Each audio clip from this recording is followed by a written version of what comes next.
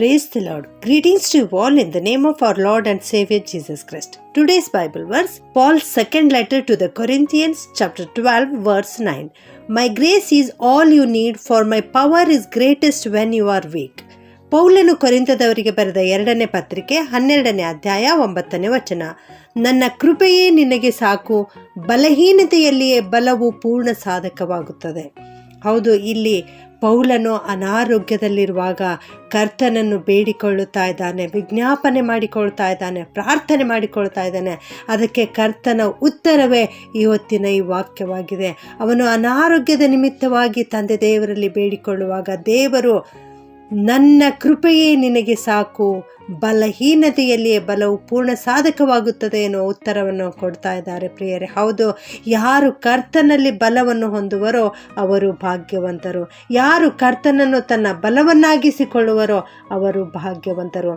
ಅರಸನಾದ ದಾವೀದನ ಬಗ್ಗೆ ನಾವು ನೋಡುತ್ತೇವೆ. ಅವನು ತನ್ನ ಜೀವಿತದ ಎಲ್ಲ ಹಂತಗಳಲ್ಲಿಯೂ ಕೂಡ ಕರ್ತನಲ್ಲಿ ಬಲಗೊಂಡು ಆತನನ್ನು ಸ್ತುತಿಸಿ ಆನಂದಿಸುವುದೇ ಬಲ ಎಂಬುದಾಗಿ ತಿಳಿದುಕೊಂಡಿದ್ದನು. ಆದುದರಿಂದಲೇ ಕೀರ್ತನೆ 118:14 ಈ ರೀತಿ ಬರೆಯುತ್ತಾನೆ, ನನ್ನ ಬಲವು ಕೀರ್ತನೆಯು ಯಾಹುವೆ ಎಂಬುದಾಗಿ ದೇವರನ್ನು ಕೊಂಡಾಡುತ್ತಾನೆ.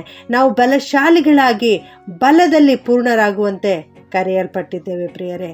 ಪೌಲನು ಫಿಲಿಪ್ಪಿಯವರಿಗೆ ಬರೆದ ಪತ್ರಿಕೆ 4ನೇ ಅಧ್ಯಾಯ 13ನೇ ವಚನದಲ್ಲಿ ಈ ರೀತಿ ಹೇಳ್ತಾನೆ, ನನ್ನನ್ನು ಬಲಪಡಿಸುವಾತನಲ್ಲಿದ್ದುಕೊಂಡು ಎಲ್ಲಕ್ಕೂ ಶಕ್ತನಾಗಿದ್ದೇನೆ ಎಂದು.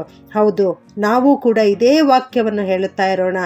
ನನ್ನನ್ನು ಬಲಪಡಿಸುವಾತನಲ್ಲಿದ್ದುಕೊಂಡು ನಾನು ಎಲ್ಲಕ್ಕೂ ಶಕ್ತನಾಗಿದ್ದೇನೆ ಎಂಬುದಾಗಿ ನಮ್ಮ ಜೀವಿತದಲ್ಲಿ ಏನೇ ಬಂದರೂ ಅದನ್ನು ಎದುರಿಸಲಿಕ್ಕೆ ಮನಸ್ಸು ಮಾಡುವುದಾದರೆ ಕರ್ತನಲ್ಲಿ ನಾವು ಬಲಗೊಳ್ಳುತ್ತೇವೆ. ನಿಮ್ಮನ್ನು ಉನ್ನತ ಬಲದಿಂದ ತುಂಬಿಸುವ ಪವಿತ್ರ ಆತ್ಮನಲ್ಲಿ ನೀವು ಬಲಗೊಳ್ಳಿರಿ. ಆದ್ದರಿಂದಲೇ ಕೀರ್ತನೆಗಾರನು ಕೀರ್ತನೆ 84:5 ಮತ್ತು 6ನೇ ವಾಕ್ಯದಲ್ಲಿ ಈ ರೀತಿ ಬರೆಯುತ್ತಾನೆ, ನಿನ್ನಲ್ಲಿ ಬಲ ಹೊಂದುವ ಮನುಷ್ಯರು ಧನ್ಯರು. ಅವರು ಈ ಲೋಕ ಯಾತ್ರೆಯಲ್ಲಿ ಯಾತ್ರಾಪರರಾಗಿ ಕಣ್ಣೀರಿನ ತಗ್ಗನ್ನು ದಾಟುವಾಗ ಅಲ್ಲಿ ವರತೆಗಳನ್ನು ತೋಡಿ ನೀರಿನ ಸ್ಥಳವಾಗಿ ಮಾಡುತ್ತಾರೆ. ಮುಂಗಾರು ಮಳೆಯು ಅದನ್ನು ಸಮೃದ್ಧಿಗೊಳಿಸುತ್ತದೆ ಎಂದು ಹೇಳಿ ಅಲ್ಲಿ ಸಾಂತ್ವನಗೊಳಿಸುತ್ತಾನೆ. ಮೊದಲನೆಯದಾಗಿ ರಕ್ಷಣೆಯಲ್ಲಿ ಬಲ ಉಂಟು ಪ್ರಿಯರೇ. ನಾವು ರಕ್ಷಿಸಲ್ಪಡುವಾಗ ಕರ್ತನು ನಮ್ಮೊಂದಿಗಿರುವುದನ್ನು ಮತ್ತು ಇಡೀ ಪರಲೋಕವೇ ನಮ್ಮೊಂದಿಗಿರುವುದನ್ನು ನಾವು ಗ್ರಹಿಸಿಕೊಳ್ಳುತ್ತೇವೆ. ಯೆಹೋವನು ತನ್ನ ಜನರಿಗೆ ಬಲವನ್ನು ಅನುಗ್ರಹಿಸುವನು, ಆತನು ತನ್ನ ಪ್ರಜೆಗೆ ಸುಕ್ಷೇಮವನ್ನು ಅನುಗ್ರಹಿಸುವನು ಎಂದು ಕೀರ್ತನೆ 29:11 ನಾವು ನೋಡುತ್ತೇವೆ.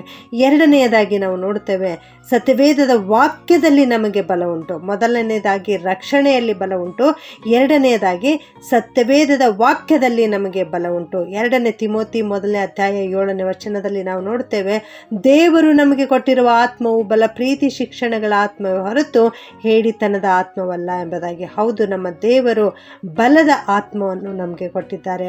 ಆದುದರಿಂದ ನಾವು ಬಲಹೀನತೆಯಲ್ಲಿ ಇರುವುದು ಬೇಡ. ನನ್ನ ತಂದೆ, ನನ್ನ ದೇವರು, ನನ್ನ ಯೇಸು ಸ್ವಾಮಿ ನನ್ನೊಂದಿಗಿದ್ದಾನೆ ಎಂಬುದಾಗಿ ನಾವು ನಿರ್ಭಯದಿಂದ ಜೀವಿಸೋಣ. ಅರಣ್ಯದಲ್ಲಿ ಸಂಚರಿಸಿದ ಇಸ್ರಾಯೇಲರಲ್ಲಿ ಬಲಹೀನನಾದವನು ಒಬ್ಬನಾದರೂ ಇರಲಿಲ್ಲ.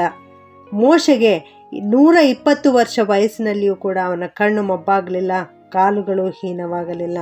ಕೀರ್ತನೆ 105:37 ನಾವು ನೋಡ್ತೇವೆ, ಇಸ್ರಾಯೇಲರಲ್ಲಿ ಒಬ್ಬನಾದರೂ ಎಡುವವನಿರಲಿಲ್ಲ ಎಂಬುದಾಗಿ. ಆದುದರಿಂದ ನನ್ನ ಪ್ರಿಯ ದೇವಜನರೇ, ನೀವು ಪವಿತ್ರಾತ್ಮನ ಬಲವನ್ನು ಹೊಂದಿದವರಾಗಿ ನಿರೀಕ್ಷೆಯಲ್ಲಿ ಅಭಿವೃದ್ಧಿ ಹೊಂದುವಂತೆ ಕರ್ತನು ನಿಮಗೆ ಅನುಗ್ರಹಿಸಲಿ. ಕರ್ತನ ಕೃಪೆಯೇ ನಿಮಗೆ ಸಾಕು. ನಿಮ್ಮ ಬಲಹೀನತೆಯಲ್ಲಿಯೇ ಕರ್ತನ ಬಲವು ಪೂರ್ಣ ಸಾಧಕವಾಗುತ್ತದೆ. ಪ್ರಾರ್ಥನೆ ಮಾಡಿಕೊಳ್ಳೋಣ. ಪ್ರೀತಿಯ ಪರಲೋಕದ ತಂದೆಯಾದ ದೇವರೇ, ನಿನಗೆ ಸ್ತೋತ್ರಪ್ಪ. ಬಲಶಾಲಿಯಾದ ದೇವರೇ, ಸರ್ವಶಕ್ತನಾದ ದೇವರೇ, ಮಹೋನ್ನತನಾದ ದೇವರೇ, ನಿನಗೆ ಸ್ತೋತ್ರ ಉಂಟಾಗಲಿ ಕರ್ತನೆ. ಅಪ್ಪ, ನಾವು ಉಳಿದಿರುವುದು ನಿನ್ನ ಕೃಪೆಯಿಂದಲೇ ಸ್ವಾಮಿ. ನಿನ್ನ ಕೃಪೆ ನಮ್ಮ ಮೇಲೆ ಅಪಾರವಾಗಿದೆ ಕರ್ತನೆ, ಅದಕ್ಕಾಗಿ ಸ್ತೋತ್ರ ಕರ್ತನೆ. ಅಪ್ಪ, ಪರಿಶುದ್ಧನಾದ ದೇವರೇ, ನಿನ್ನ ಅನುಗ್ರಹ ನಮ್ಮೊಂದಿಗಿರಿಸು ಸ್ವಾಮಿ. ನಿನ್ನ ಕೃಪೆ ನಮ್ಮೊಂದಿಗಿರುವುದಾದರೆ ನಮ್ಮ ಬಲಹೀನತೆಯಲ್ಲಿಯೂ ಕೂಡ ನಾವು ಪೂರ್ಣ ಸಾಧಕರಾಗಿ ಜೀವಿಸಲಿಕ್ಕೆ ಸಾಧ್ಯವಾಗುತ್ತದೆ ಕರ್ತನೆ. ಈ ವಾಕ್ಯ ಕೇಳಿಸಿಕೊಳ್ಳುತ್ತಿರುವ ಪ್ರತಿಯೊಬ್ಬೊಬ್ಬರನ್ನು ಆಶೀರ್ವಾದ ಮಾಡು ಸ್ವಾಮಿ.